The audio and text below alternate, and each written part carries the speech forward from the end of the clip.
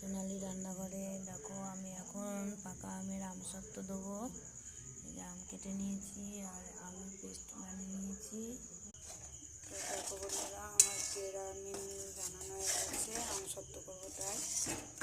আমগুলো খুব টক, একটু না মিষ্টি দিলে ভালো লাগবে না, খাওয়া যাবে না, তার জন্য এটা বানিয়ে নিলাম। আর আমি আমের পেস্টটা ঢেলে দেবো। কারেন্ট ছিল না বলে আগে করা হয়নি, সব রেডি করে রেখেছি, এখন করছি। সন্ধ্যা থেকে আমাদের এখানে কারেন্ট ছিল না, আমাদের এখানে কারেন্টের খুব সমস্যা, নেই বলেই কারেন্ট চলে যায়। তো দেখো,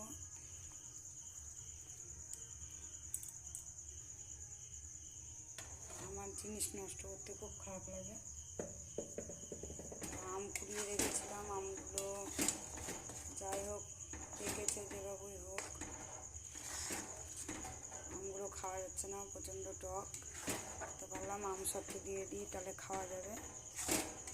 এই কারণে এখন জাল দিচ্ছি, সকালবেলায় আমসত্ত্ব দিয়ে দেবো, তুমি দেখবা কত সুন্দর হবে।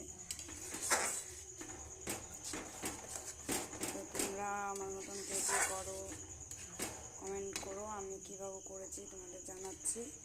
আমগুলো আগে কেটে নিয়েছি, নরম আমগুলো কেটে নিয়ে পেস্ট করলাম, দিয়ে চিনি দিয়ে একটা বানিয়ে নিলাম। বানিয়ে নিয়ে এখন লবণ টবণ দিয়ে এটা এখন জাল দেবো, দিয়ে থালায় ঢেলে দেবো, দিয়ে ফ্যানের হাওয়াতে শুকাতে দেবো, হয়ে যাবে রেডি।